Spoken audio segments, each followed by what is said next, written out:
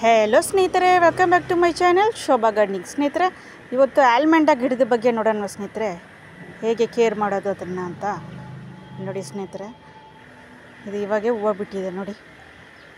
ಇದನ್ನ ತೊಗೊಂಬಂದು 1 ವರ್ಷ ಆಯಿತು ನೋಡಿ. ಹೋದ ವರ್ಷ ಬಿಡ್ತು, ತಿರ್ಗಿ ಮತ್ತು ಈ ವರ್ಷ ಸೀಸನ್ಗೆ ಬಿಡ್ತಾನೆ ಇರುತ್ತೆ ಸ್ನೇಹಿತರೆ. ಅಷ್ಟು ಚೆನ್ನಾಗಿರುತ್ತೆ. ವೈನ್ ಗಿಡ ಇದು, ಕ್ರೀಪರ್ ಥರ ಹೋಗುತ್ತೆ ನೋಡಿ. ನೋಡಿ, ಬಳ್ಳಿ ಟೈಪ್ ಥರ ನೋಡಿ, ಎಷ್ಟು ಚೆನ್ನಾಗಿದೆ ಕಲರ್. ನನ್ನ ಹತ್ರ 3 ಕಲೆಕ್ಷನ್ಸ್ ಇದೆ ಸ್ನೇಹಿತರೆ. ನೋಡಿ ಬಡ್ಸ್ ಕೂಡ ಬರ್ತಾನೆ ಇದೆ ನೋಡಿ. ಇದರಲ್ಲಿ ಎಷ್ಟಿದೆ ನೋಡಿ, ಬಿಟ್ಟರೆ ಅಷ್ಟು ಗೊಂಚಲಾಗಿ ಬಿಡುತ್ತೆ. ಇದು ಕೇರ್ ಹೇಗೆ ಅಂದರೆ, ಇದು ಪಾಟ್ ಬಂದು ಇದಕ್ಕೆ 15 ಇಂಚ್ ಪಾಟ್ ಬೇಕೇ ಬೇಕು. ಯಾಕಂದರೆ ಇದು ದೊಡ್ಡ ಸೈಜಲ್ಲಿ ಹೋಗುತ್ತೆ, ಬೇರೆ ದೊಡ್ಡದಾಗುತ್ತೆ ಇದಕ್ಕೆ. ಅದಕ್ಕೋಸ್ಕರ ಇದು ದೊಡ್ಡ ಪಾಟಲ್ಲಿ ಹಾಕಬೇಕು. ನೀವು ಇದು ತಗೊಂಡು ಬರಬೇಕಂದ್ರೆ ಸ್ಟಾರ್ಟಿಂಗಲ್ಲಿ ಇದು ನಿಮಗೆ 200 ರೂಪಾಯಿಗೆ 150 ರೂಪಾಯಿಗೆ ಸಿಗುತ್ತೆ. ನೀವು ರೆಗ್ಯುಲರಾಗಿ ಹೋಗೋ ನರ್ಸರಿಯಲ್ಲಿ ಹೋಗೋದಾದರೆ ನಿಮ್ಗೆ ಕಡಿಮೆಗೆ ಕೊಡ್ತಾರೆ 150ಗಳ. ನೀವು ತೊಗೊಂಬಂದು ಇಟ್ಕೊಂಡ್ಬಿಟ್ರೆ ನೋಡಿ, ಒಂದು ಸರಿ ತೊಗೊಂಬಂದು ಇಟ್ಕೊಂಡ್ರೆ ಇದು ಯಾವಾಗಲೂ ಹೂವು ಬಿಡೋವಂಥ ಗಿಡ ನೋಡಿ. ಎಷ್ಟು ಚೆನ್ನಾಗಿದೆ ನೋಡಿ. ಇದು ಇನ್ನೊಂದು ಕಲೆಕ್ಷನ್ಸ್ ನೋಡಿ, ಬಿಸ್ಕೆಟ್ ಕಲರ್ ಎಷ್ಟು ಚೆನ್ನಾಗಿದೆ ನೋಡಿ. ನೋಡಿ ಎಷ್ಟು ಹೂವು ಬಿಟ್ಟಿದೆ ನೋಡಿ, ಬಿಡ್ತಾನೆ ಇರುತ್ತೆ ಯಾವಾಗಲೂ. ಇದೆಲ್ಲ ನಿಮ್ಮ ಮನೆ ಮುಂದ್ಗಡೆ ಇಟ್ಟರೆ ಅಷ್ಟು ಚೆನ್ನಾಗಿರುತ್ತೆ ಸ್ನೇಹಿತರೆ. ಆದರೆ ಬಿಸಿಲು ಇದ್ದೇ ಇರಬೇಕು ಇದಕ್ಕೆ, ಒಂದು 9 ಅವರ್ ಬಿಸಿಲು ಬೇಕು ನೋಡಿ. ಕ್ರೀಪರ್ ಥರ ನೋಡಿ, ಎಷ್ಟು ಚೆನ್ನಾಗಿ ಹೂವು ಬಿಟ್ಟಿದೆ.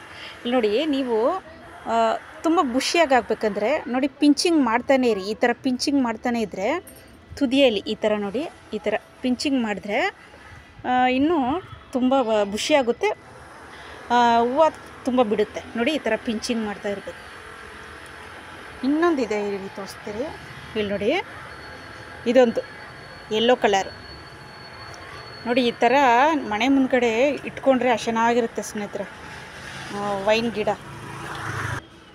ಇಲ್ಲಿ ನೋಡಿ, ವೈನ್ ಥರ ಹೋಗುತ್ತೆ ಇದು ನೋಡಿ, ಕ್ರೀಪರು. ಇದೆಲ್ಲ ನೀವು ಒಂದು ಸರಿ ತೊಗೊಂಬಂದುಬಿಟ್ರೆ ಯಾವಾಗಲೂ ಇದು ನಿಮ್ಮ ಹತ್ರ ಇರೋ ಅಂಥ ಗಿಡ. ಇದೆಲ್ಲ ಕಟ್ಟಿಂಗಲ್ಲೂ ಬರುತ್ತೆ ಸ್ನೇಹಿತರೆ. ನಾನು ಕಟ್ಟಿಂಗ್ ವಿಡಿಯೋ ಒಂದು ಸರಿ ಹಾಕ್ತೀನಿ ನಿಮಗೆ ನೋಡಿ. ಎಷ್ಟು ಚೆನ್ನಾಗಿದೆ ನೋಡಿ.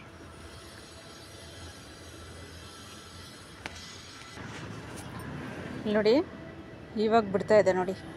ಈ ಥರ ಮೊಗ್ಗು ಬಿಟ್ಟರೆ ಇದು ಒಂದರಲ್ಲೇ 5-6 ಹೂವು ಬಿಡುತ್ತೆ ನೋಡಿ. ಈ ಥರ ನೋಡಿ, ಒಂದು ಕೊಂಬೆಯಲ್ಲಿ ನೋಡಿ ಎಷ್ಟೊಂದು ಬಿಡ್ತಾನೆ ಇರುತ್ತೆ ನೋಡಿ. ಕೊಂಬೆ ನೋಡಿ ಈ ಥರ.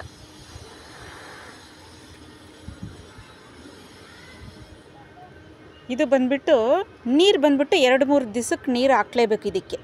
ಯಾಕಂದರೆ ಹೂವಿನ ಗಿಡಗಳಿಗೆ ನೀರು ಇದ್ದೇ ಇರಬೇಕು. ಇದು ಪಾಟ್ ಸೈಜ್ ಮಾತ್ರ ಸ್ವಲ್ಪ ದೊಡ್ಡದಾಗಿರಬೇಕು. ನೀವು ಸ್ಟಾರ್ಟಿಂಗಲ್ಲಿ ಚಿಕ್ಕದು ತೊಗೊಂಬಂದುಬಿಟ್ರೆ ಸ್ವಲ್ಪ ದೊಡ್ಡದಾದಮೇಲೆ ದೊಡ್ಡ ಪಾಟಿಗೆ ಶಿಫ್ಟ್ ಮಾಡ್ಕೊಳ್ಳಿ.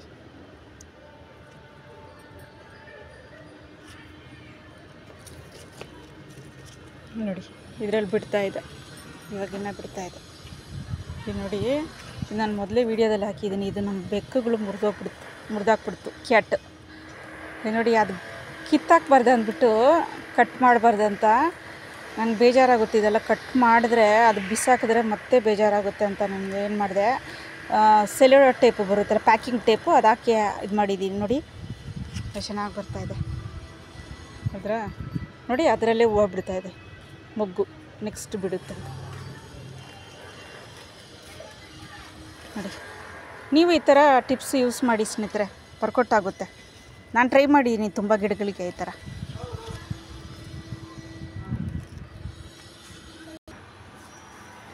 ಓಕೆ ಸ್ನೇಹಿತರೆ, ಈ ಆಲ್ಮಂಡ ಗಿಡದ ಬಗ್ಗೆ ಹೇಳಿದ್ದೀನಿ. ವಿಡಿಯೋ ಇಷ್ಟ ಆದರೆ ಲೈಕ್ ಮಾಡಿ, ಶೇರ್ ಮಾಡಿ, ಸಬ್ಸ್ಕ್ರೈಬ್ ಮಾಡಿ. ಬಾಯ್ ಸ್ನೇಹಿತರೆ.